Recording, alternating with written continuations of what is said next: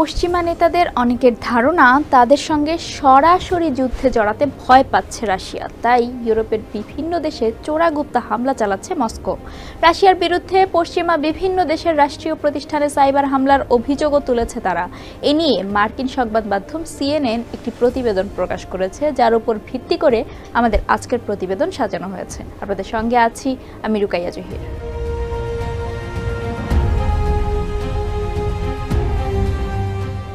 জুনের শুরুতে প্রাগে একটি বাস গ্যারেজ পুড়িয়ে দেওয়ার ব্যর্থ চেষ্টা করেছিল দুর্বৃত্তরা।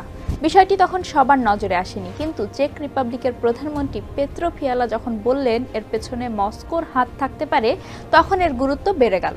ইউরোপ জুড়ে শুরু হলো আলোচনা সমালোচনা। পরে চেক প্রধানমন্ত্রীর করা ওই অভিযোগ নিয়ে নিরাপত্তা কর্মকর্তা ও ইউরোপের বিভিন্ন দেশের সরকারের মধ্যে উদ্বেগ আরও বেড়ে যায়, কারণ সাম্প্রতিক বিভিন্ন মাস জুড়ে ইউরোপ জুড়ে এই ধরনের বেশ কয়েকটি ঘটনা ঘটেছে।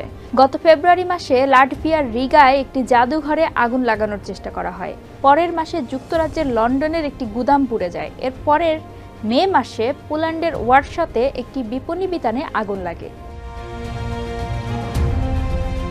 ইউরোপের বিভিন্ন দেশে তখন এসব নাশকতা বন্ধে পদক্ষেপ নেওয়া শুরু হয়। গত এপ্রিলে জার্মানির পুলিশ বিস্ফোরণ পরিকল্পনার অভিযোগে কয়েকজনকে আটক করে।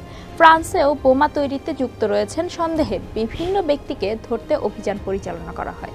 CNN এর প্রতিবেদনে বলা হয়, ইউরোপের কয়েকটি দেশে একাধিক হ্যাকিং আক্রমণ ও গুপ্তচর বৃত্তির ঘটনাও ঘটেছে এই সময়ে। ইউরোপীয় ইউনিয়ন রাশিয়া ও বেলারুশের বিরুদ্ধে অভিবাসী আশ্রয় প্রার্থীদের অস্ত্র দেওয়ারও সীমান্তে বিশৃঙ্খলা চেষ্টার অভিযোগ এনেছে।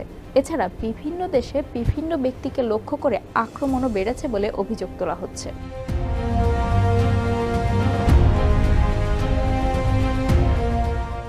এই ধরনের হামলাগুলোর একটি বিষয়ে মিল রয়েছে। পশ্চিমা কর্মকর্তারা মনে করছেন এই ধরনের হামলাগুলোর সঙ্গে রাশিয়ার সংশ্লিষ্টতা রয়েছে। এগুলো আদতে দেখতে ছোট ও বিচ্ছিন্ন মনে হলেও ঘটনাগুলোকে একসঙ্গে জুড়ে নিরাপত্তা বিশেষজ্ঞরা একে পশ্চিমাদের বিরুদ্ধে রাশিয়ার হাইব্রিড যুদ্ধ হিসেবে বর্ণনা করছেন। সম্প্রতি কানাডায় এক অনুষ্ঠানে পশ্চিমা সামরিক জোট ন্যাটোর মহাসচিব ইয়ানেস স্টলটেনবার্গ বলেন, আমরা এমন কিছু হুমকির সম্মুখীন যা সম্পূর্ণ সামরিক হামলা নয়, যেগুলোর মধ্যে এ ধরনের হাইব্রিড হুমকি রয়েছে। এর মধ্যে আমাদের রাজনৈতিক প্রক্রিয়ায় হস্তক্ষেপ, রাজনৈতিক সংস্থাগুলোর আস্থা নষ্ট করে দেওয়া, ভুয়া তথ্য ছড়ানো, সাইবার আক্রমণ এবং আমাদের গুরুত্বপূর্ণ স্থাপনাগুলোতে নাশকতামূলক কর্মকাণ্ডের মতো ঘটনা ঘটেছে। যুক্তরাজ্যের কিংস কলেজ লন্ডনের প্রতিরক্ষা অধ্যয়ন বিষয়ক জ্যেষ্ঠ প্রভাষক রড থর্নটন বলেন, এসব হামলার একটি ধরন রয়েছে যা রাশিয়ার সঙ্গে মিলে যায়। এ ধরনের নির্দিষ্ট হামলা গত কয়েক মাসে বেড়ে গেছে। এ ধরনের হামলা রাশিয়া বাড়িয়ে দিয়েছে। রড থর্নটন আরও বলেন, ন্যাটোর সঙ্গে রাশিয়া সরাসরি যুদ্ধে জড়িয়ে পড়লে তা তাদের জন্য বিপর্যয়কর হয়ে উঠতে পারে। তাই ন্যাটোর বিরুদ্ধে পূর্ণ মাত্রায় যুদ্ধের পরিবর্তে রাশিয়া নাশকতার পথ বেছে নিয়েছে। থর্নটন আরও বলেন, যুদ্ধক্ষেত্রে ন্যাটোর মুখোমুখি হওয়ার বিষয়টি বরাবরই এড়িয়ে যাওয়ার চেষ্টা করেছে রাশিয়ান সেনাবাহিনী, কারণ ন্যাটোর বাহিনীর কাছে তাদের হেরে যাওয়ার আশঙ্কা রয়েছে। এর পরিবর্তে তারা সেনা সংঘাত বা সরাসরি হামলার মধ্যে পড়ে না এমন কৌশল বেছে নিয়েছে। এর মধ্য দিয়ে তারা ন্যাটোর আর্টিকেল 5 প্রতিক্রিয়া এড়াতে পারছে। আর্টিকেল 5 হচ্ছে সেই মূলনীতি যেখানে ন্যাটোর কোনো সদস্যকে আক্রমণ, অর্থাৎ পুরো ন্যাটোকে আক্রমণের মধ্যে পড়ে।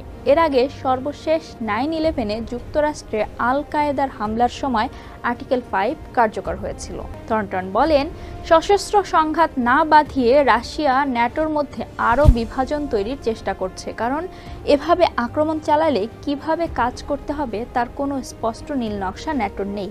যুক্তরাষ্ট্র ভিত্তিক institute for the study of ওয়ারের রাশিয়া বিষয়ক গবেষক নিকোল উলকভ বলেন, রাশিয়ার প্রধান লক্ষ্য এখন ইউক্রেনে পশ্চিমা সামরিক সাহায্যের প্রবাহকে ব্যাহত করা। এসব কার্যক্রম ইউক্রেনকে সমর্থন করার পশ্চিমা সংকল্পকে দুর্বল করতে এবং পশ্চিমের মধ্যে ঐক্যকে দুর্বল করার জন্য রাশিয়ার যুদ্ধ প্রচেষ্টার অংশ।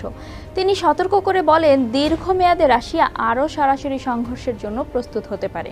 পশ্চিমাদের যারা রাশিয়াকে পর্যবেক্ষণ করেন তারা বলছেন, 2020 সাল থেকে রাশিয়া এই ধরনের যুদ্ধ কৌশল বৃদ্ধির দিকে গুরুত্ব বাড়াতে শুরু করে। ওই সময় কুখ্যাত গোয়েন্দা কমান্ডার আন্দ্রেই আভিরিয়ানোভকে পদোন্নতি দেওয়ার বিষয়টি এরই ইঙ্গিত দেয়।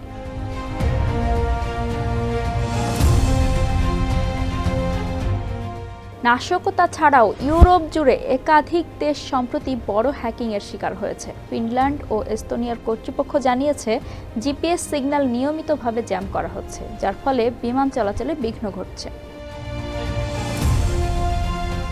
ফেব্রুয়ারিতে একাধিক ফরাসি সরকারি বিভাগ বড় ধরনের সাইবার আক্রমণের শিকার হয়েছে। জুনের শুরুতে ইংল্যান্ডের একাধিক হাসপাতালের পরিষেবা প্রদানকারী একটি রক্ত পরীক্ষা ল্যাবরেটরি বেশ বড়সড় র্যানসামওয়্যার আক্রমণের শিকার হয়। এসব সাইবার হামলার পেছনেও রাশিয়ার হাত রয়েছে বলে দাবি করছে সংশ্লিষ্ট দেশগুলো।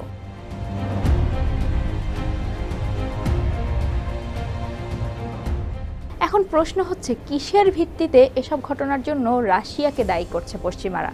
সিএনএন বলছে, আপাত দৃষ্টিতে এলোমেলো এসব ঘটনায় একটি জিনিসের মিল রয়েছে।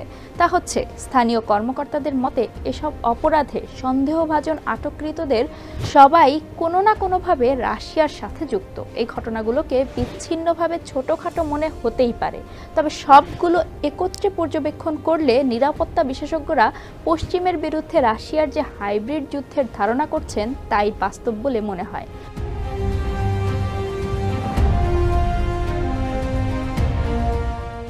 এসব অভিযোগের কোনোটি স্বীকার করেনি মস্কো। মন্তব্যের জন্য সিএনএনের প্রশ্নেরও জবাব দেয়নি। তবে রুশ প্রেসিডেন্ট ভ্লাদিমির পুতিন স্পষ্ট করে জানিয়েছেন, তিনি ইউক্রেনের যুদ্ধকে ন্যাটোর সাথে একটি বিস্তৃত সংঘাতের অংশ হিসেবে দেখেন এবং তার সরকারও সেই ধারণাই পোষণ করে।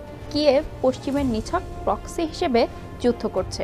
ইউক্রেনের প্রতি পশ্চিমা সহায়তা বৃদ্ধির সাথে সাথে তা নতুন অস্ত্র সরবরাহের মাধ্যমেই হোক বা রাশিয়ার উপর নতুন নিষেধাজ্ঞা আরোপ করাই হোক, ক্রেমলিনও তার সামরিক সক্ষমতা বাড়িয়ে চলছে।